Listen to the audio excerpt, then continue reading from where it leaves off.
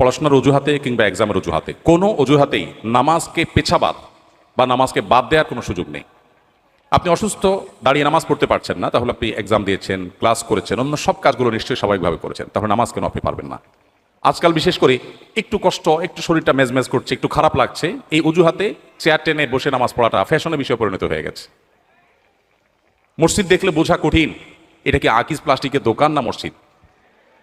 তো এই জন্য আমাদেরকে নামাজ পড়ার ক্ষেত্রে লক্ষ্য রাখতে হবে যে আমরা যেন কোনোভাবেই, যতক্ষণ আমার শক্তি সামর্থ্য আছে, আমি শুধুমাত্র একটু শরীর খারাপ করছে, একটু ভালো লাগছে না, সেই অজুহাতে যেন আমরা বসে নামাজ না পড়ি। হ্যাঁ, অবশ্যই আপনি যদি শারীরিকভাবে অপারগ হন, দাঁড়িয়ে পড়তে না পারেন, আল্লাহ বলেছেন লা ইউকাল্লিফুল্লাহু নাফসান ইল্লা উসআহা, মানুষকে সাধ্যের বাইরে কিছু আল্লাহ চাপিয়ে দেন না। সো এটা আপনার জন্য জায়েজ আছে, আপনি বসে নামাজ পড়বেন, যদি বসে ছাড়া দাঁড়িয়ে নামাজ পড়ার কোনো শক্তি আপনার আসলেই না থাকে।